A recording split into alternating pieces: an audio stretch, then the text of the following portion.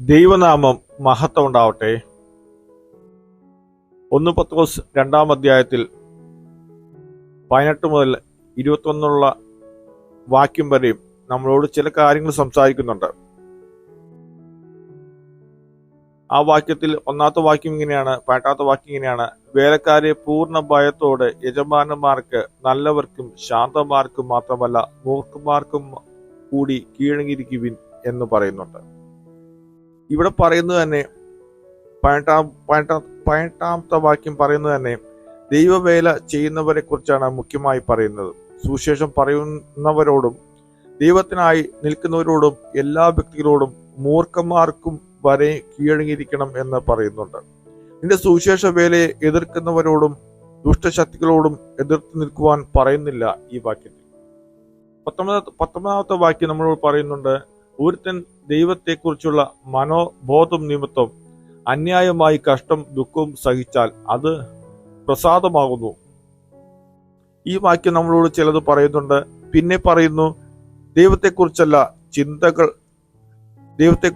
ചിന്തകളുള്ള വ്യക്തികൾ അവർ നീതിയില്ലാത്ത കഷ്ടം ദുഃഖം സഹിച്ചാൽ അത് ദൈവസന്നിധിയിൽ പ്രസാദമാകുന്നു എന്ന് പറയുന്നുണ്ട്.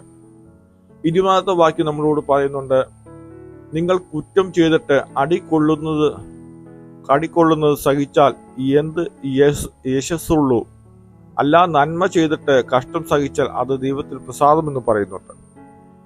ഇവിടെ പറയുന്നു, തെറ്റ് ചെയ്തിട്ട് അടികൊള്ളുന്നതിനേക്കാളും ദൈവത്തിനായി നിന്ന് നീതി കിട്ടാണ്ട് നമ്മുടെ ജീവിതത്തിൽ നിന്ന് നാം ശിക്ഷ ഏറ്റുവാങ്ങിയോ അത് ദൈവസന്നിധിയിൽ പ്രസാദമാകുന്നു എന്ന് വചനം പറയുന്നുണ്ട്. 21-ാമത്തെ വാക്യം പറയുന്നുണ്ട്: അതിനായിട്ടല്ലോ നിങ്ങളെ വിളിച്ചിരിക്കുന്നത്.